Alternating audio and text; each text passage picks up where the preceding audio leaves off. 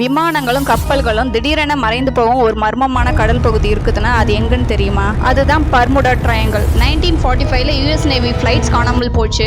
அப்ப என்ன பதிவு பண்ணாங்கன்னா, காம்பஸ் ஒர்க் ஆகல, நாங்க எங்க இருக்கோம்னு எங்களுக்கே தெரியல.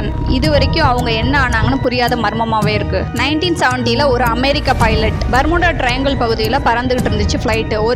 ஒரு விசித்திரமான விஷயம் நடந்துச்சு. திடீரென அவரோட விமானத்துக்கு முன்னாடி பெரிய மேகங்கள் உருவானது. அந்த மேகங்குள்ள விமானம் போனுச்சு. சுற்றிலும் வெள்ளை ஒளி போல இருந்துச்சுன்னு சொல்றாங்க. இன்ஸ்ட்ருமெண்ட், காம்பஸ் எதுவுமே சரியா ஒர்க் ஆகலன்னு சொல்றாரு. இதை அவர் எலக்ட்ரானிக் ஃபாக்னு சொல்றாரு. நார்மல் டிராவலிங் டைம் 75 நிமிடம் புளோரிடாவுக்கு, ஆனா 47 நிமிடங்களிலே கடந்து சென்றதாக சொல்றாரு. அதாவது சுமார் 30 நிமிடங்கள் குறைந்து போனது போல இருந்ததாம். கடந்த 100 ஆண்டுகள்ல மட்டும் 50க்கும் மேற்பட்ட கப்பல்கள், 20 விமானங்கள், 1000க்கும் மேற்பட்ட மனிதர்கள் மர்மமாக காணாமல் போனதாக பதிவாயிருக்கு. எவ்வளவுதான் அட்வான்ஸ் டெக்னாலஜி இருந்தாலும் பர்முடா ட்ரையாங்கிள் தீராத மர்மமாவே இருக்கு. மறக்காம கமெண்ட் பண்ணுங்க. மிஸ்ட்ரி வீடியோக்கு லைக் பண்ணுங்க, சப்ஸ்கிரைப் பண்ணுங்க.